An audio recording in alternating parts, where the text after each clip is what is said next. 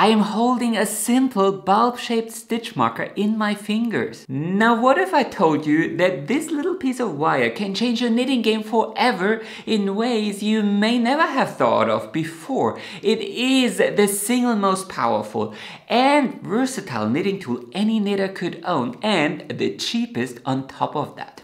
I specifically want to highlight that I'm not talking about one of these fancy stitch markers or one of these simple plastic loops, but specifically one of these bulb-shaped stitch markers.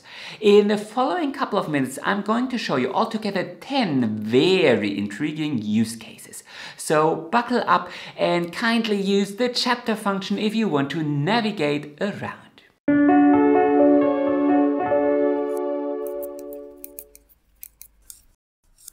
Here is the first and easiest use case. Are you frequently working with circular needles? Well, then you might know that most modern ones have a tiny little hole here at the end to insert a lifeline. Very useful, especially when you are knitting lace.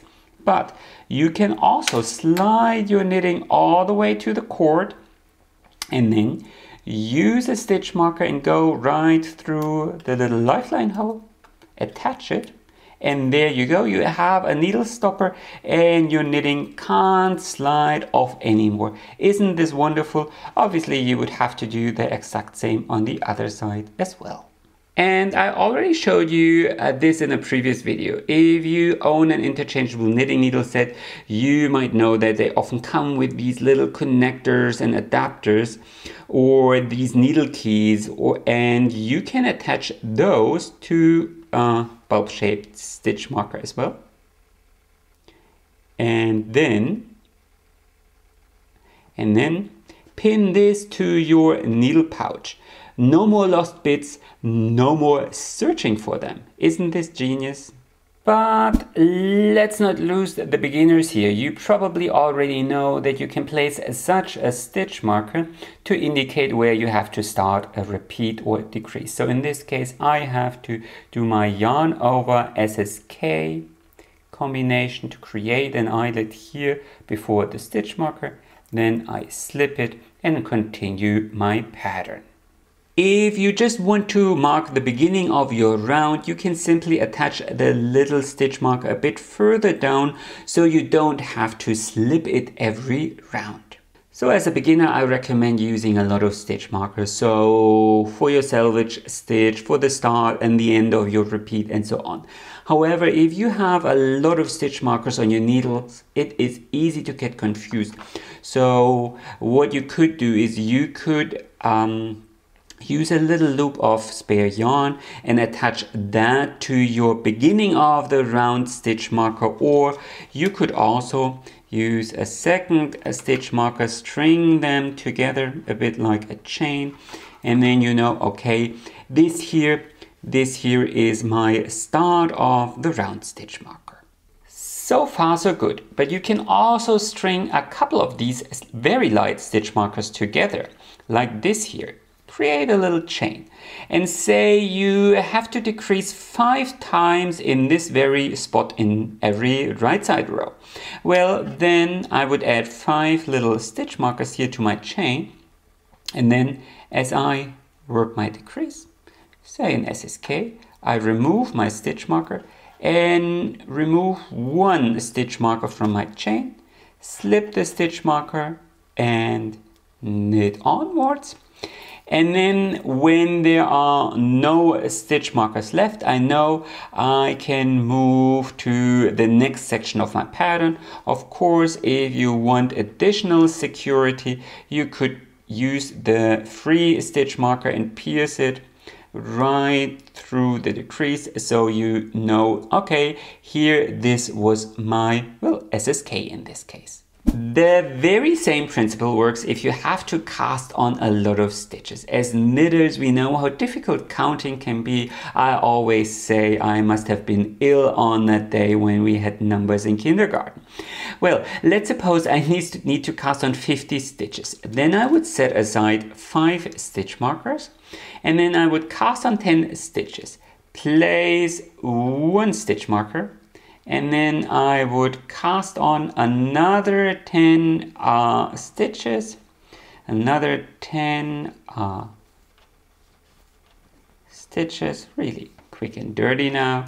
And then I would place another stitch marker, and then I would cast on another 10 stitches. And once I used up all my stitch markers and I would have to place my last stitch marker, well, then I know I have my 50 stitches.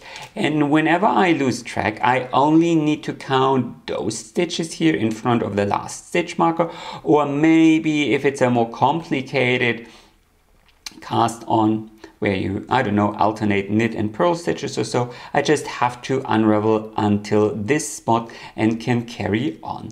I always do it like this. These bulb shaped stitch markers come in more than just one color. I'll put a link in the description below in case you're interested. They're just, I don't know, $3, $4, maybe $5, very inexpensive.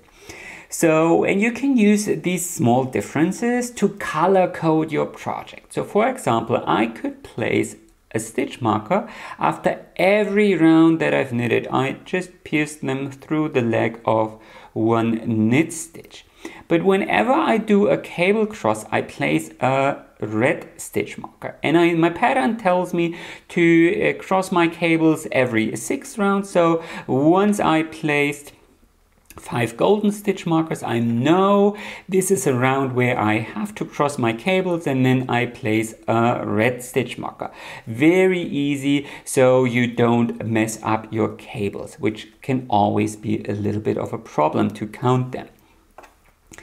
And what you can also do is you could place a stitch marker after every 10, 15, 20 rounds, and then maybe your pattern tells you to knit, I don't know, 50 or 60 rounds in garter stitch, plain stockinette stitch, whatever. And then you don't have to count your rounds or rows, you just have to count your stitch markers, which will be a lot faster.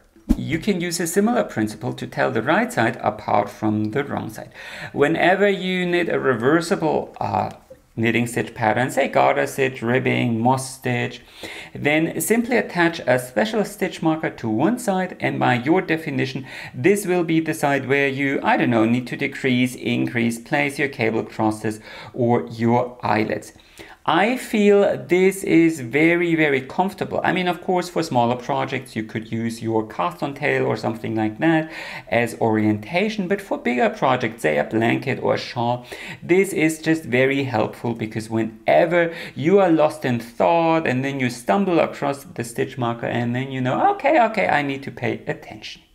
But you can even do more than that. Sometimes it's important to track your progress. Either you want to make sure you are taking enough breaks, or this is a commission where you need to know how much to charge, or maybe because it's an easy way to reference your notes in your knitting journal. And then always place a special stitch marker at the beginning of each knitting session. And then you always know, okay, this is where I started my current sitting. And then 1 hour later you place another stitch marker here, and this stitch marker, maybe attach a second stitch marker to it, so you know, okay, this is 2 hours.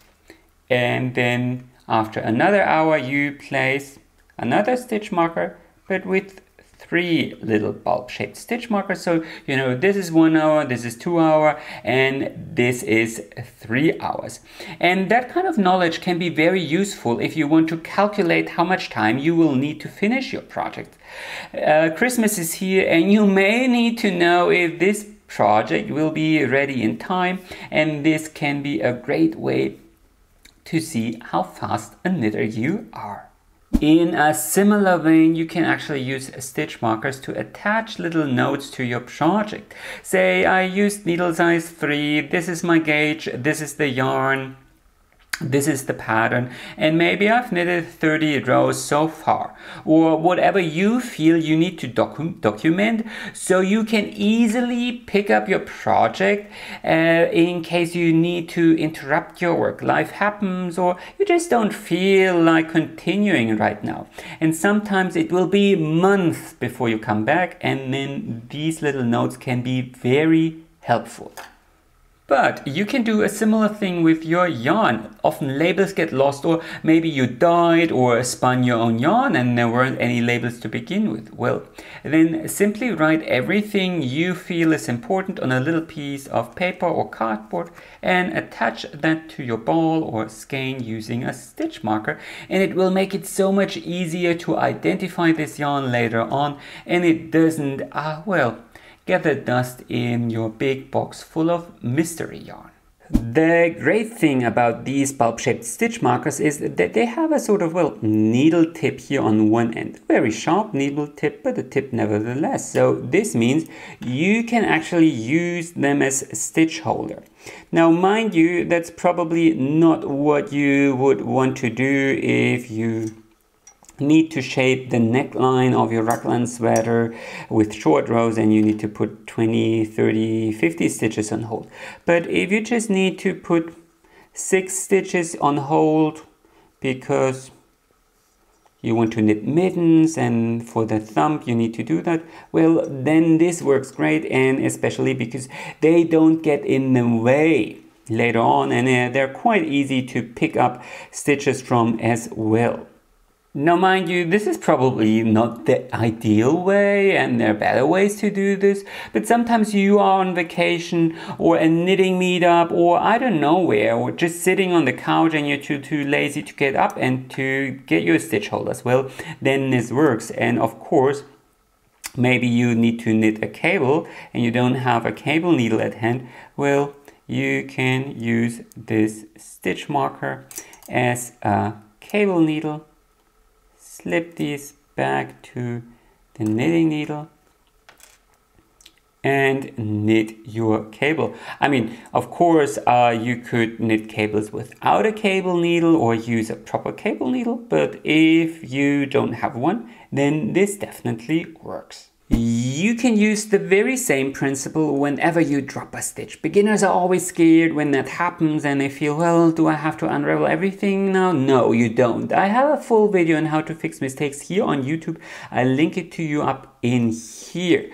But before you search for a solution, secure that dropped stitch with a stitch marker. And now here, it can't unravel any further, and then you can go hunting for your crochet hook to fix things. But always secure it first. But there is more yet. A lot of advanced fitted garments are seamed, and I always say your #1 rule when knitting is try things on as frequently as possible. And I very often hear, well, I prefer raglan sweaters top down because you can try them on and check how the yoke fits and look. Well, you can also use some stitch markers and pin the different parts of your seamed sweater together and try that on. Easy as that. I mean, you absolutely can also use safety pins or a provisional seaming technique, but as a knitter you will always have, or rather after this video you probably know that you always should have some stitch markers in your Notion bag, and so this will be quite easy. Pin things together, try your work in progress on and make a good guess. And there's one last advantage of these bulb-shaped stitch markers I absolutely need to mention. This is not a trick in and by itself, but some stitch markers are quite thick. And when you go on and knit the next stitch, the stitch marker will act as a sort of buffer. And this strand here, this strand between the two stitches will be longer than here. And the thinner your yarn and the finer your gauge and the thicker your stitch marker is, the more noticeable this effect will be, and you might even end up with a little ladder in that place. Some stitch markers also have these lobster claws, clasps, I don't know how you call them, and they too can be very big. So that is another reason why I prefer these bulb-shaped stitch markers. That and the fact that you can easily remove or add them in the middle of a row, whereas here you are kind of stuck with them. So, were any of these tips new to you? Or maybe you would like to add one. Yes? Well, then comment below and let me know. Like this video if you enjoyed watching, and of course consider subscribing to my channel if you don't want to miss any new videos. Happy knitting and enjoy the rest of your day!